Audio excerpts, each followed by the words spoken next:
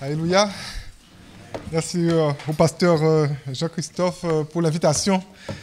Et c'est vrai que nous sommes toujours dans la joie d'être ici et toujours réjouis quand on retourne en Belgique. En tout cas, nous disons que nous voyons de belles choses s'accomplir au milieu de vous. Et je crois qu'il y a des églises comme ça où Dieu permet, Dieu descend sa grâce et qui peuvent, je ne suis pas en train de dire que tout est parfait, mais qui peuvent quand même être un exemple, être un modèle pour d'autres églises. Et en tout cas, croyez-le, ce n'est pas pour vous flatter. J'avais mon premier pasteur qui me disait « Dieu ne m'a pas donné un ministère de flatterie ». Et j'espère que, à ce niveau-là, j'espère suivre son exemple. Mais c'est vraiment, je crois vraiment que vous êtes un modèle pour beaucoup. Donc vraiment, soyez bénis, soyez encouragés, continuez à croître, alléluia, continuez à grandir. Et je crois vraiment, très bientôt, il y aura un problème, c'est que le bâtiment sera trop petit. Amen. Amen, c'est un bon problème. C'est un très bon problème. Amen. Avant de donner le titre du message, nous allons lire le texte. On va lire Luc 22, les versets 14 à 20. Luc 22, les versets 14 à 20. Luc 22, les versets 14 à 20.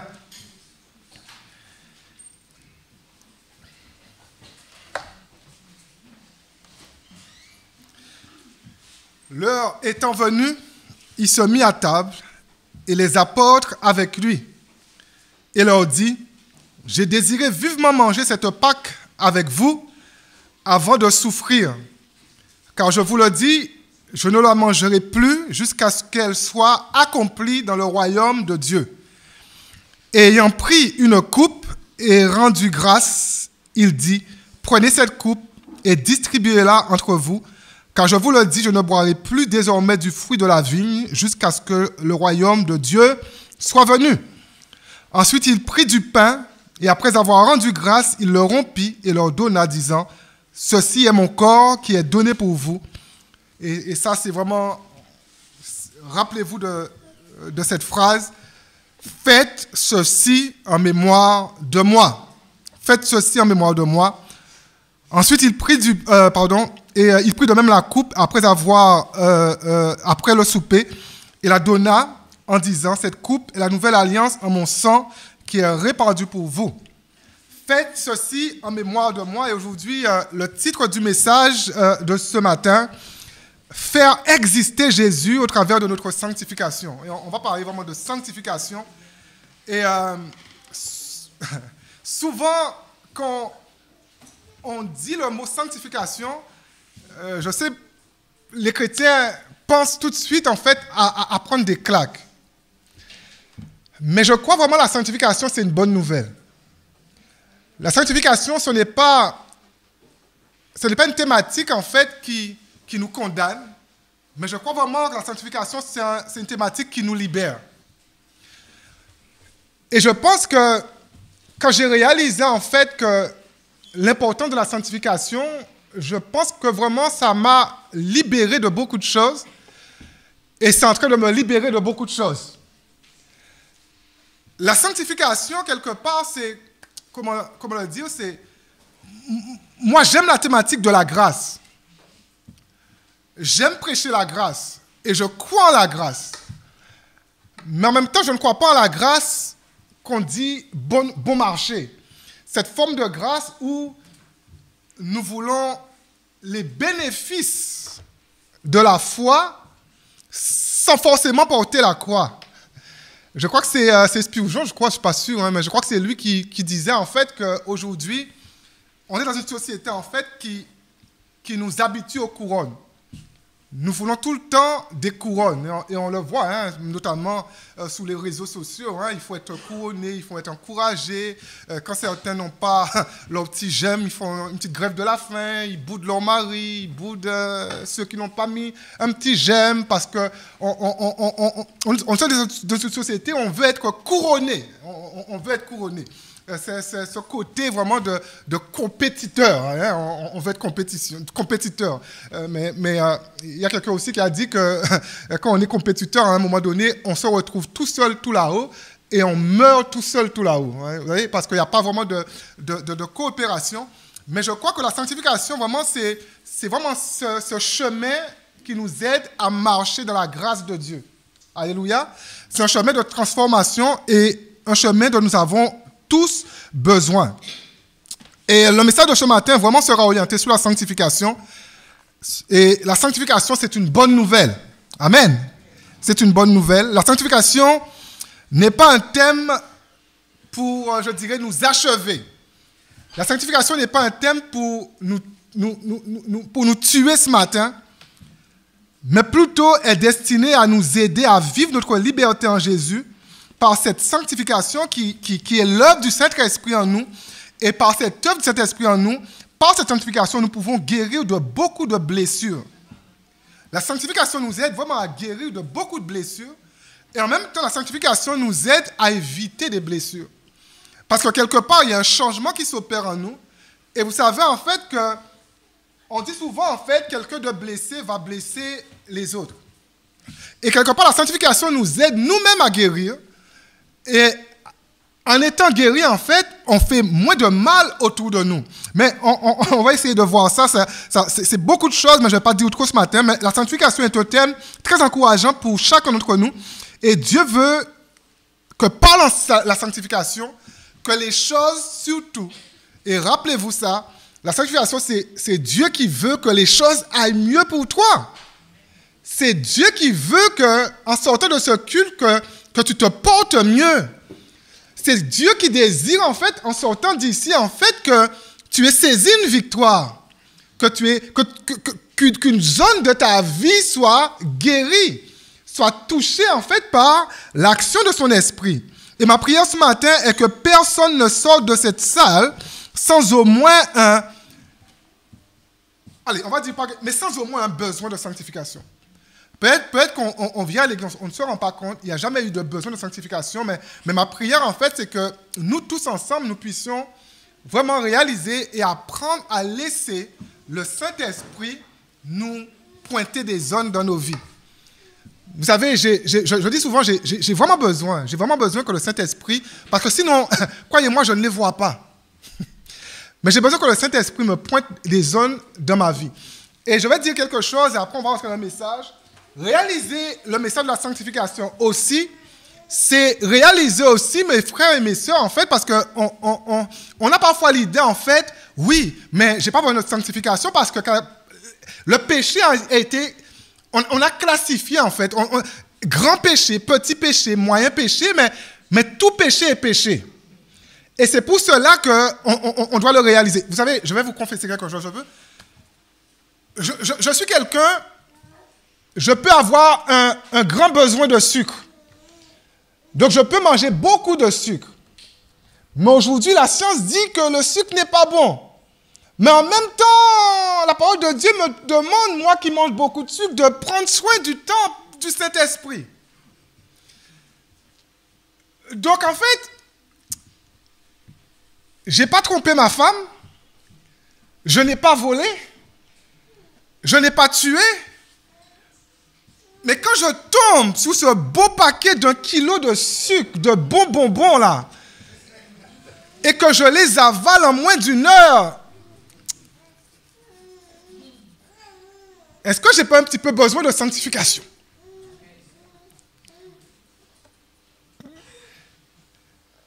Est-ce que je ne suis pas un petit peu en contradiction avec ce que je lis? Parce que souvent, en fait, on pense à beaucoup de choses. Hein. Quand on parle de péché, on pense à Exode 20, on pense à, voilà, ne tue pas, ne fais pas ci, ne fais pas. Mais parfois, frères et sœurs, dans les petites choses, on peut décevoir Dieu. Et je réalise, je dis souvent, aujourd'hui, je suis en sevrage. Le sevrage n'est pas arrivé au bout, mais je suis en sevrage. Mais on doit réaliser que parfois, dans les petites choses, et ce n'est pas mettre de la culpabilité, mais dans les petites choses, je déplais à Dieu. je ne peux pas en fait dire en fait que le fait de détruire mon corps en mangeant beaucoup de sucre, c'est plus petit que par exemple un frère qui fume. Ou un frère qui... On pêche tous les deux quelque part contre ce corps. Et aussi bien celui qui peut-être sortira d'ici et ira allumer sa cigarette en cachette a besoin de sanctification, comme moi aussi ce matin, peut-être j'ai besoin de sanctification dans... J'ai parlé de sucre, mais peut-être dans d'autres domaines de ma vie. Donc, parler de sanctification, et on va entendre le message tout doucement, c'est quelque part apprendre en fait, si on n'arrive pas à le faire, et je sais parfois c'est compliqué pour certains de le faire, mais parler de sanctification, c'est réaliser il n'y a pas de grand, il n'y a pas de petit, il n'y a pas de moyen péché. Tout péché, c'est péché.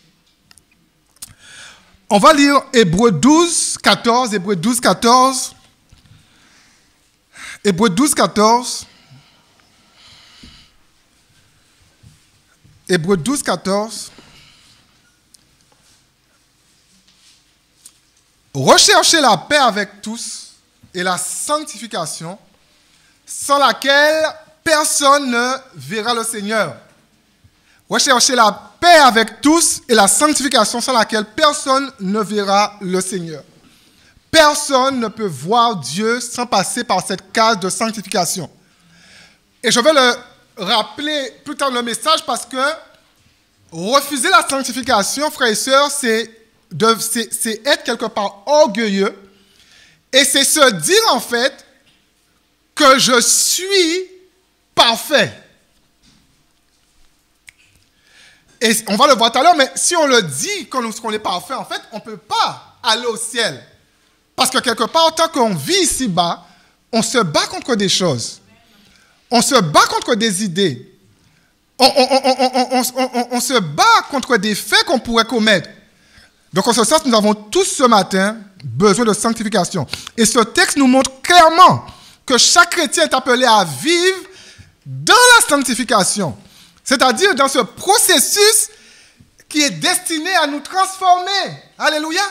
Qui est destiné à nous changer. La sanctification, frères et sœurs, ne nous change pas en fait en facettes. Parce que le christianisme, ce n'est pas une religion de facettes, contrairement à beaucoup de religions. Mais le christianisme, c'est profondément spirituel et c'est Dieu, en fait, qui, par son Saint-Esprit, il fait une œuvre intérieure, une œuvre profonde en nous. Et la sanctification, c'est cette marche de transformation, de changement. Nous sommes sauvés, mais ce n'est pas fini. À cause de nos faiblesses, nous devons apprendre à laisser le Saint-Esprit œuvrer en nous. Amen. Nous devons apprendre à laisser le Saint-Esprit œuvrer en nous. Moi qui suis devant vous, j'ai besoin que le Saint-Esprit œuvre en moi. Et tout à l'heure, on a lu ce texte. Faites ceci en mémoire de moi. Et littéralement, en fait, quand Jésus dit faites ceci en mémoire de moi, c'est littéralement, je ne sais pas, mais moi, en fait, c'est frais, mais mon père est décédé il n'y a pas si longtemps que cela. Et aujourd'hui, il n'y a pas un jour que je ne pense pas à papa. Ce n'est pas que je fais le culte des morts. Je ne suis pas possédé. Mais c'est juste qu'il y a une mémoire qui est là. Il y a quelque chose qui reste. Il y a un vécu qui reste. Et Jésus dit, faites ceci en mémoire de moi, c'est littéralement, ne me laissez pas mourir. Et 2000 ans après, il est vivant. Au travers de l'Église, qui a continué à faire ceci en mémoire de lui. Au travers de l'Église, qui a continué à le faire exister. Au travers de l'Église, qui a continué en fait à le rendre vivant en chaque personne. Au travers de l'Église qui vit ce matin la sanctification. Certains parfois savent qu'ils ne plaisent pas à Dieu dans un domaine et par peur, par crainte, n'osent pas affronter. Parfois, on a comme cette peur d'affronter les choses, d'affronter en fait ce qui nous empêche d'avancer. La sanctification, frères et sœurs, commence quand? La sanctification commence quand j'ose voir mes faiblesses. Ce n'est pas parce que je vois mes faiblesses que je ne peux pas avoir honte de mes faiblesses. Ce n'est pas parce que je vois mes faiblesses que je ne peux pas haïr mes faiblesses. Nous devons les haïr. Je hais le péché. Quand je me prends la tête avec ma femme, je hais ce que j'ai fait. Mais je dois le voir. Je dis souvent que, bon, je ne connais pas les affaires d'ici, mais quelque part, frère et soeur, dans un couple chrétien, si le mari n'a jamais demandé pardon à sa femme, la femme n'a jamais demandé pardon à son homme, il y a peut-être un souci. Il y a peut-être, je pense que peut-être qu'il y a deux personnes totalement parfaites qui se sont unies, mais il y a quelque chose qu'on ne maîtrise pas. Parce que quelque part, frères et sœurs, dans cet élan de sanctification, on réalise en fait, j'ai été trop loin. J'ai dit ce qu'il ne fallait pas dire, j'ai eu le comportement qu'il ne fallait pas. Et c'est dans cette marche que nous sommes appelés à marcher pour que nous puissions, par la grâce et par la grâce de Dieu seul, grandir dans chaque domaine de nos vies. La sanctification, je l'ai dit, commence quand j'ose voir mes faiblesses. Écoute-moi ce matin, quand Jésus existe dans la vie d'un chrétien, c'est impossible que ces faiblesses ne soient pas dévoilées. On parle de Jésus vivant. Jésus qui vit par son esprit. Et moi, en fait, je ne vois pas comment Jésus qui vit à l'intérieur de moi, il est parfait en tout. La Bible dit qu'il a vécu sans commettre de péché. Il est en moi et il ne dévoile rien. Je vois qu'il y a du silence, mais ça va, ça va? Donc, s'il ne dévoile rien, c'est parce qu'il y a un problème. Est-ce que c'est lui le problème? Hello? S'il ne dévoile rien, c'est parce que c'est moi le problème. C'est moi qui me crois parfois. C'est peut-être que c'est moi il manque une sensibilité quelque part. Vous savez, des fois, en fait, c'est pas que je me mets excellent. Je ne suis pas excellent. Mais parfois, même à mes enfants, je leur demande pardon. Parce que je ne suis pas un papa parfait. Parfois, je dis à mes enfants, vous savez, être parent n'est pas facile. Hein? Vous n'avez pas un papa et une maman, on n'est pas parfait. Hein? Et parce qu'on n'est pas parfait, parfois, je demande, parce que les enfants, surtout les enfants en 2025, il faut se les farcir. Hein? Et parfois, on va un peu trop loin. Parfois, on dit la chose de trop. Donc, sur ce chemin de sanctification, le Saint-Esprit peut nous appeler à... C'est pas se rabaisser, hein, à demander des enfants pardon. Hein? C'est juste reconnaître, en fait, j'ai été trop loin.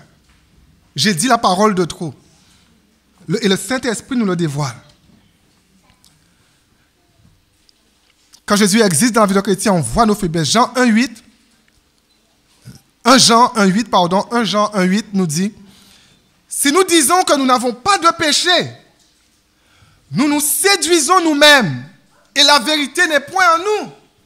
C'est vrai qu'il y a Jacques tout ça hein, qui parle d'une manière horrible du péché et tous ces textes-là sont là.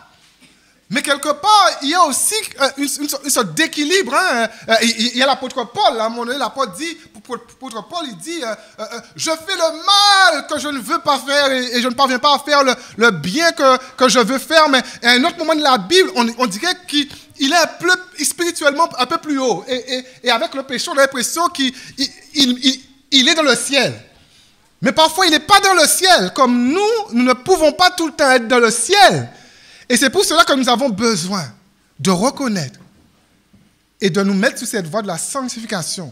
Cette voie vraiment où on est capable en fait de confier à Dieu nos faiblesses, de confier à Dieu en fait ce qui n'est pas bon en nous. On a besoin. Ce texte n'est 1 Jean 1:8, ce texte n'est pas une invitation à pratiquer le péché que la Bible condamne, mais veut dire à chacun ce matin d'entre nous que nous sommes faibles. Nous sommes faibles et que nous avons besoin continuellement de vivre cette œuvre du Saint-Esprit qui est la sanctification. On est faible. On peut lire les évangiles, les pharisiens se prenaient pour forts. On a la loi, on a tout fait, on respecte. Mais respecter quoi? On est faible. Et on a besoin vraiment d'être sur ce chemin de la sanctification continuellement. Si le Saint-Esprit Ne mets plus en lumière dans ta vie ce qui ne va pas. Cela signifie que la vérité n'est pas en toi. Si le Saint-Esprit ne met plus en lumière, c'est que tu es animé par quelque chose, mais pas par la vérité. La vérité dévoile en fait que j'ai des zones de manquement. La vérité dévoile en moi que j'ai besoin de grandir dans certains endroits.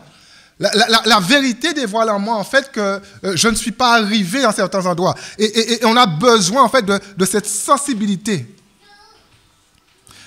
Alors, écoutez, avoir des faiblesses et les voir, ce n'est pas un signe d'immaturité.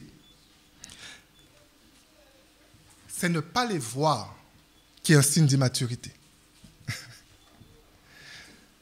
Ah, il faut peut-être que je recommence, hein? Avoir des faiblesses et les voir, ce n'est pas un signe d'immaturité. C'est ne pas les voir qui est un signe d'immaturité. On a besoin de les voir pour changer, pour être transformé, pour progresser, pour grandir par la grâce de Dieu. C'est parce que je suis moi-même pleinement conscient d'avoir besoin de sanctification que je peux formuler une telle phrase. Je ne peux progresser que sur ce que je vois. Tu ne peux progresser que sur ce que tu vois. Que ce que je laisse le Saint-Esprit dévoiler dans ma vie. Dans quel domaine de ta vie ce matin as-tu besoin de croissance? Dans quel domaine de ta vie as-tu besoin de progresser? Dans quel domaine de ta vie as-tu besoin vraiment d'être restauré? Alléluia. Et quand on parle de péché, je dis, le péché, c'est quelque chose de simple. C'est juste, en fait, tu as raté la cible. Vous savez, même parfois, en fait, je ne sais pas si ça vous est déjà arrivé, vous êtes quelque part et vous savez que le Saint-Esprit est en train de te pousser. Va parler à cette personne. Va encourager cette personne. Peut-être, je ne sais pas, à la gare ou en vacances, je ne sais pas où. Et le Saint-Esprit te dit, non, va parler. Et là, en fait, on résiste. Et là, en fait, on sent, en fait, après, tout passe, mais on sent à un moment donné, ça boue à l'intérieur de nous. On sent qu'on n'est pas bien. On sent qu'on... Et là, là, c'est le Saint-Esprit qui parle. Et il y a peut-être besoin de sanctification. Il y a peut-être besoin d'une victoire, afin que tu sois vraiment cette femme, cet homme qui partage la parole de Dieu. Cette femme qui ose aller chercher les gens et les ramener à l'église. Aller chercher les gens et leur parler à l'église. Leur dire, oh, à Thionville, j'ai une église formidable. J'ai un pasteur formidable. Alléluia. Il faut que tu viennes. Alléluia. J'ai des frères, ils sont excellents. Ose, il faut oser et laisser le Saint-Esprit faire sa montée en toi. Et là, parfois, il y a besoin de sanctification sur ce genre de domaine. Rechercher la sanctification, et on l'a plus ou moins défini, mais on va certainement le définir plus tard, peut-être mieux. Mais la sanctification, frères et sœurs, ce n'est pas demain. Mais la sanctification, c'est maintenant. C'est maintenant que tu as besoin de sanctification. C'est maintenant que tu as besoin de changer. C'est maintenant que tu as besoin d'être guéri. C'est maintenant. La sanctification, c'est maintenant. Amen. C'est maintenant. C'est maintenant. Vous savez,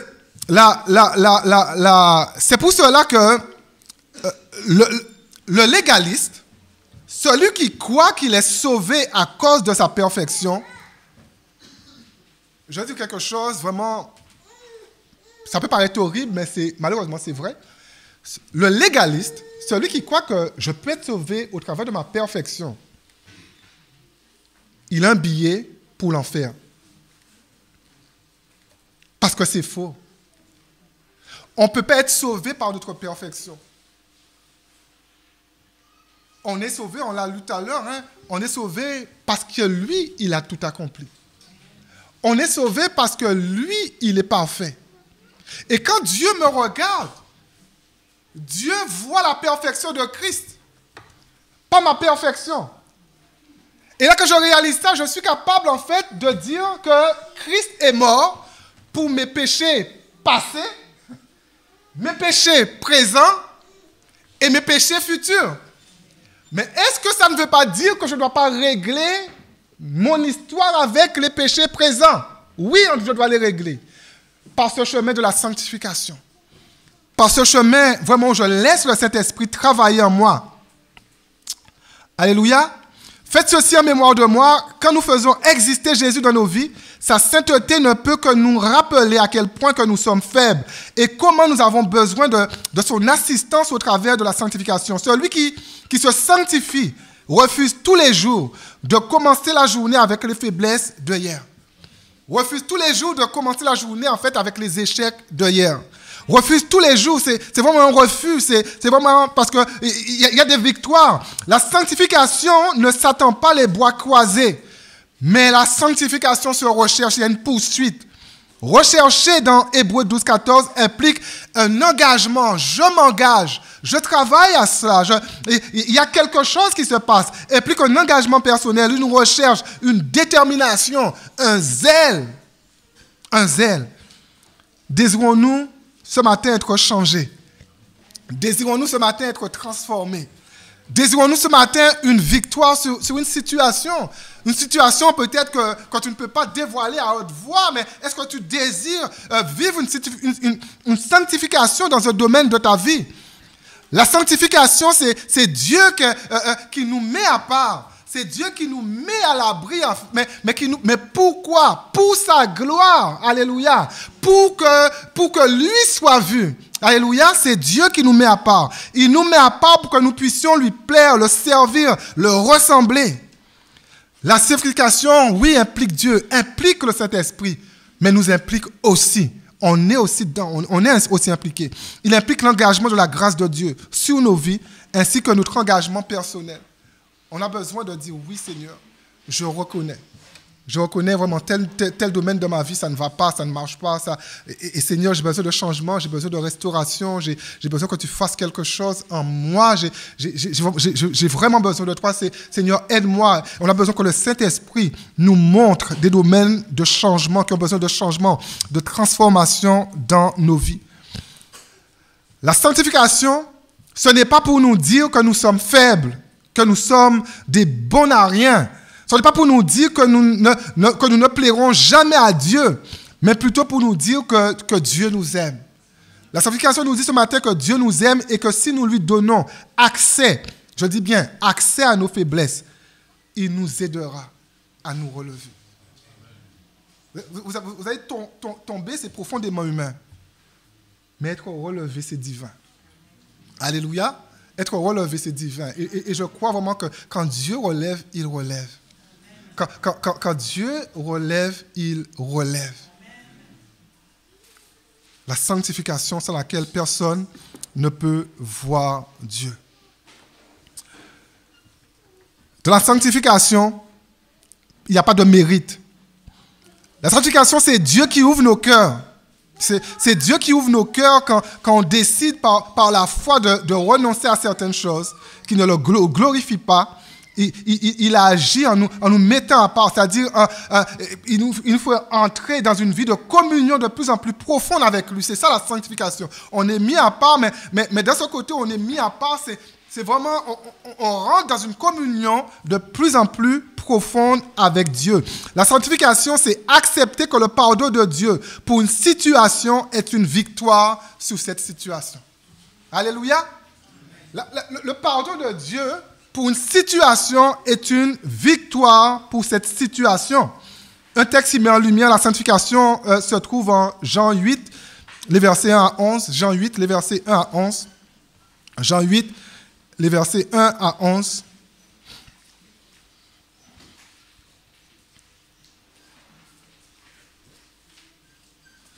Jean 8, les versets 1 à 11.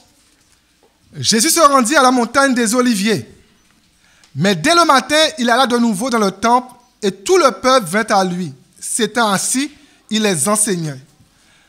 Alors, les scribes et les pharisiens amenèrent une femme surprise en adultère. Et la plaçant au milieu du peuple, ils dirent à Jésus, « Maître, cette femme a été surprise en flagrant délit d'adultère. » Et souvent, je sais qu'on prêche ce texte, il y a cette question qui revient, où est l'homme? Mais bon, Moïse, dans la loi, nous a ordonné de lapider de telles femmes. Toi donc, que dis-tu? Il disait cela pour l'éprouver, afin de pouvoir l'accuser. Mais Jésus s'étant baissé, écrivait avec le doigt sur la terre. Comme il continuait à l'interroger, il se releva et leur dit, que celui de vous qui est sans péché jette la première pierre contre elle. Et s'étant de nouveau baissé, il l'écrivait sur la terre. Quand ils entendirent cela, accusés par leur conscience, ils se retirèrent un à un, depuis les plus âgés jusqu'au dernier, et Jésus resta seul avec la femme qui était là au milieu. Alors, s'étant relevé et ne voyant plus que la femme, Jésus lui dit, « Femme, où sont ceux qui t'accusaient? Personne ne t'a-t-il condamné ?» Elle répondit, « Non, Seigneur. » Et Jésus lui dit, « je ne te condamne pas non plus. Va et ne pêche plus. » Va et ne pêche plus. Et ce texte, en fait, finalement, c'est un excellent exemple pour la sanctification. Jésus dit à cette femme, je ne te condamne pas. Autrement, je ne te condamne pas. Autrement, venu de Jésus, venu de Dieu, c'est que je t'ai pardonné. Parce que si elle n'est pas pardonnée, elle est condamnée. Donc Jésus est en train de dire à cette femme, en fait, je t'ai pardonné. Là où il n'y a pas de condamnation, il y a pardon. Et chez toi, ce matin, il n'y a pas de condamnation. Romains 8, les versets 1 à 2. Il n'y a donc maintenant, quoi? Aucune condamnation pour ceux qui sont en Jésus. C'est notre cas, non? En effet, la loi de l'esprit de vie en Jésus m'a affranchi, m'a libéré de la loi du péché et de la mort. Il n'y a plus de condamnation. Alléluia. Il n'y a plus de condamnation pour toi ce matin. Marche de la sanctification. C'est pas parce que, en fait, que tu vois qu'il y a des choses à changer, en fait, que tu n'es plus en route pour le ciel. Ça aussi, il faut qu'on marche sur le chemin de la sanctification. Il faut le réaliser. Vous savez, j'ai rencontré des chrétiens. En fait, ils perdent leur salut. Je crois que je l'avais dit une fois ici. Ils perdent leur salut au moins 100 fois dans la même journée. Impressionnant. Ils perdent leur salut comme ça. Ils ont fait un truc à l'envers. Oh, je ne suis plus sauvé. Finalement, à la fin de la journée, ils ne savent même plus qui ils sont. Non. On a l'identité d'être fils et fille de Dieu. Après, Dieu nous demande de marcher là, mais dans la sanctification, oui, mais il n'y a aucune condamnation pour ceux qui sont en Jésus. Alléluia. Nous avons été affranchis. Cependant, cela n'exclut pas que nous avons besoin de sanctification, mais nous sommes affranchis. Et Jésus va dire à cette femme, surprise en délit d'adultère, va et ne pêche plus. Et la question qu'on peut se poser ce matin et qui est vraiment importante, est-ce qu'en 2025, l'Église entend encore l'Esprit de Dieu lui dire, va et ne pêche plus? Est-ce qu'on est capable, en fait, d'entendre ce conseil, d'entendre, en fait, cette voix d'amour du Saint-Esprit qui nous dit, dans des situations, va et ne pêche plus. Va et fais tout pour ne pas recommencer. Je t'aime, mais je te fortifie. Je te donne la force. Ça va aller. Tu vas réussir. Tu vas t'en sortir. Va et ne recommence plus. Va et ne pêche plus. La sanctification, c'est recevoir le pardon de Dieu et ensuite, avec la force que Dieu nous donne, nous engager dans un chemin pour ne plus recommencer. Parfois, on recommence. Hein, on connaît tout. Moi, j'ai eu des éboires où... Seigneur, pardon. La sanctification, c'est recevoir ce pardon. Pourtant, on peut tous recommencer. J'ai été surpris. Et j'étais surpris, en fait, quand je préparais ce message, vraiment surpris. Je ne le savais pas, mais j'étais surpris d'apprendre qu'une des définitions de sanctification, c'est être libéré de la culpabilité du péché. Être libéré de la culpabilité du péché. Et là, en fait, ça m'a emmené dans une réflexion. Parce qu'avant, j'étais convaincu qu'il y avait des bonnes culpabilités et des mauvaises culpabilités. Mais finalement, toute culpabilité est mauvaise. Parce que Dieu t'a libéré. Alléluia. Et quand le Saint-Esprit met en lumière des choses, ce n'est pas pour te condamner, mais c'est pour t'aider à marcher dans un chemin de de sanctification. Pas pour te mettre dans un chemin de culpabilité. Depuis que j'ai préparé ce message, je ne culpabilise plus. Mais je marche sur ce chemin de sanctification qui n'est pas pareil. Libéré de la culpabilité. Dit autrement, j'ai été innocenté. On est innocent. Je ne peux plus être considéré comme coupable. Donc si je ne peux plus être considéré comme coupable, aucun mauvais esprit, aucune personne, personne ne peut me dire que je suis coupable. Frères et sœurs, libéré de la culpabilité qui est liée au péché. La sanctification nous aide à nous voir comme Dieu nous voit. Quand Dieu nous regarde, il ne voit pas des pécheurs, mais il ne voit pas nous, mais nous voit au travers de Jésus. Nous voit comme des innocents. Parce que je fais le choix sincère de rechercher à plaire à Dieu, je me vois comme Dieu me voit. Non pas coupable, mais justifié pour l'œuvre de Jésus. Si nous sommes justifiés en Jésus, nous ne devrions plus nous voir comme des coupables. Alléluia. Mais est-ce qu'on peut confesser encore? Mais vous direz, à quoi ça sert de confesser ses péchés? Parce que même justifiés par Jésus, nous avons besoin du pardon de Dieu. Nous avons besoin de l'œuvre de sanctification de Dieu dans nos vies. Nous avons besoin de cette œuvre. C'est reconnaître que nous sommes aussi sauvés par grâce. C'est assez particulier, mais tant que nous serons ici-bas, quand bien même nous serons justifiés, il arrivera que nous ne plaisions pas à Dieu par notre comportement et sans ramener de la légèreté à notre foi, nous devons quelque part accepter ça. On se combat. Il y a des combats avec certaines choses. On doit l'accepter, mais quelque part, on doit haïr le péché. 1 Jean 1,10, texte qui s'adresse à des croyants. 1 Jean 1,10, c'est un texte qui s'adresse à des croyants. Je termine tout doucement. Si nous disons que nous n'avons pas péché, nous le faisons menteur et sa parole n'est point en nous. Comment? Vous savez, les gens qui sont autour de nous, les non-chrétiens, parfois nous voulons leur donner une image de nous. Et parfois, en fait, l'image que nous voulons donner de nous, ils se disent, mais ils sont en train de quelque part nous mentir, là. Et parfois, en fait, par ce biais, on fait de Dieu menteur. Et quelque part, on peut même fermer la porte parce que on donne les gens, et les gens disent, mais les gens qui sont dehors disent, moi, en fait, je ne sais pas pour vous, mais moi, je veux être authentique. Je veux que mon voisin sache que je me bats encore. Je veux que mon voisin sache que tu peux venir tel que tu es. Je disais une fois, en fait, parfois on ne se rend pas compte, mais parfois, nos voisins ont des attitudes plus chrétiennes que beaucoup de chrétiens. Mais la différence, c'est que nous avons Christ et eux non. Et la grâce de Dieu, nous l'avons en nous. Mais faisons attention. Si nous disons que nous n'avons pas de péché, nous le faisons menteur.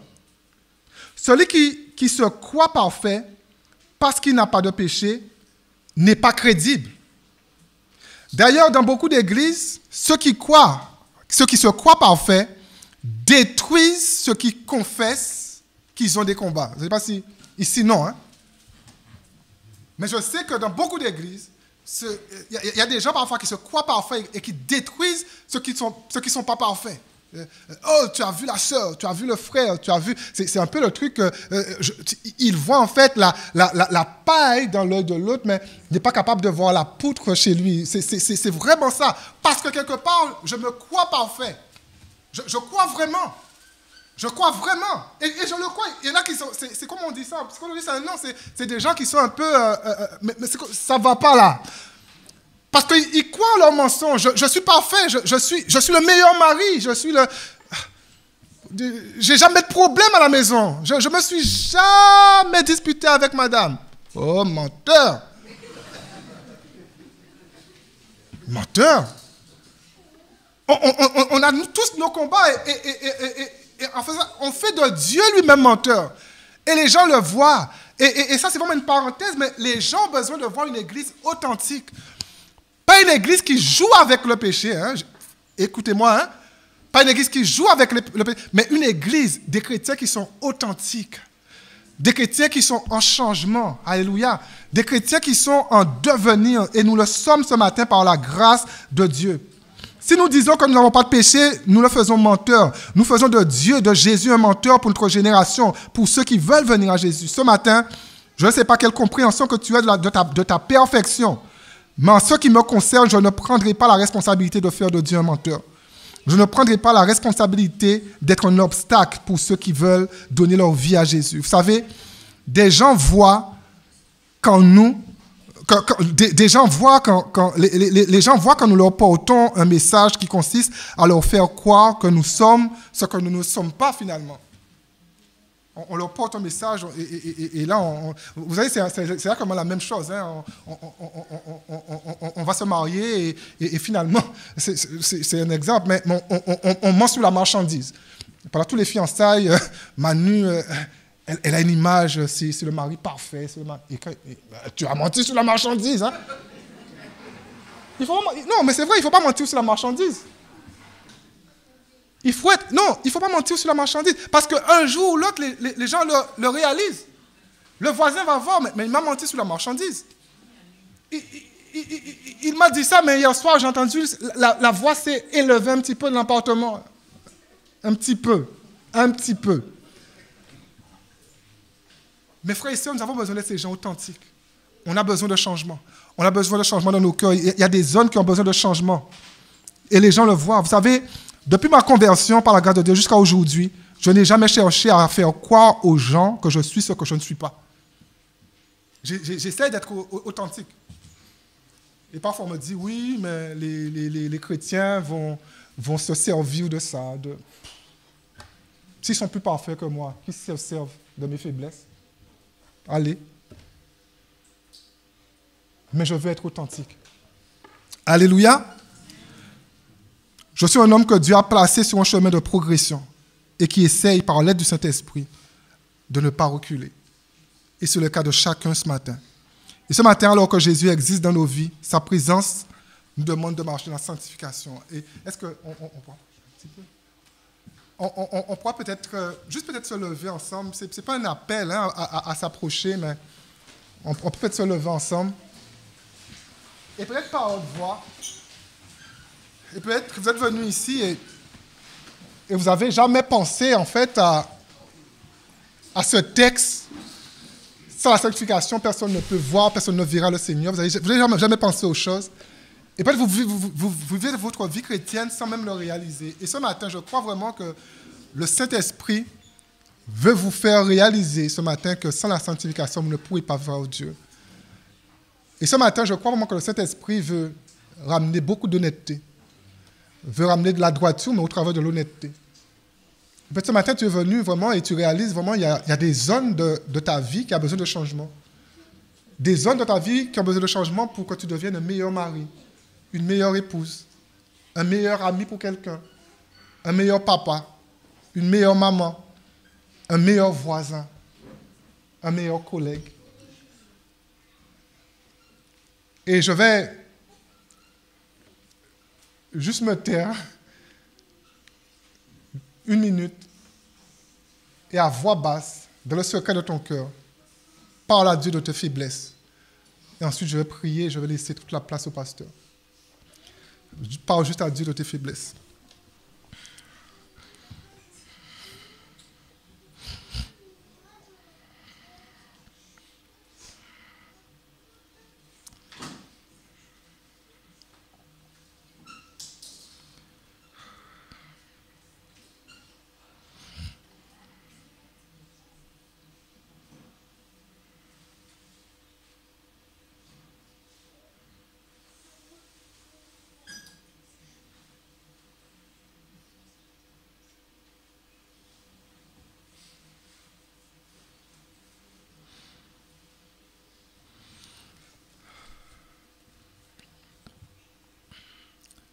Seigneur, ce matin, c'est avec beaucoup de transparence que nous nous présentons devant toi. Et Père éternel, ce matin, Seigneur, dans chacune de nos vies, tu as dévoilé, Seigneur, quelque chose. Seigneur, nous ne voulons pas nous entêter, mais nous voulons, Père éternel, simplement confesser les choses, Père éternel. Seigneur, ce matin, Père éternel, nous avons chacun pris une victoire sur une situation. Nous avons chacun pris une victoire, Père éternel, sur un comportement, afin, Seigneur, d'emprunter, de marcher, Seigneur, sur ce chemin de sanctification. Non pas ce chemin, Seigneur, qui nous perd, non pas ce chemin, Seigneur, qui nous accable, non pas ce chemin, Père éternel, qui nous culpabilise, mais ce chemin, Seigneur, qui nous rend plus légers. Ce chemin, Seigneur, sur lequel nous pouvons nous débarrasser, Seigneur, de nos fardeaux. Ce chemin sur lequel, Père éternel, nous pouvons nous débarrasser de nos manquements. Ce chemin, Père éternel, sur lequel nous pouvons nous débarrasser peut-être d'un mauvais langage. Ce chemin sur lequel, Père éternel, nous pouvons prendre une victoire, Seigneur, ce matin. Seigneur, merci, Seigneur, parce que par ton Saint-Esprit, Père éternel, tu nous encourages ce matin. Tu donnes la force, Père éternel, ce matin. Et ton Saint-Esprit, Seigneur, fait cette œuvre, Seigneur, en nous.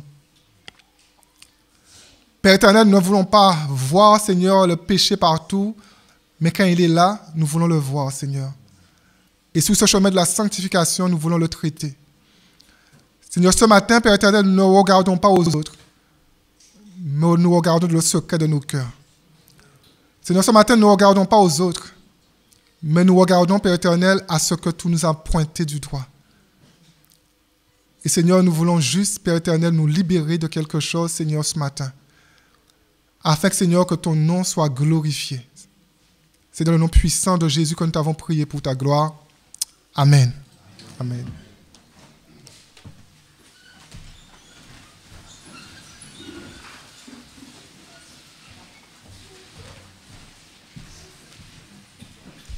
Bonjour à tous. Merci Seigneur pour sa parole. Amen. Dieu nous fait du bien ce matin.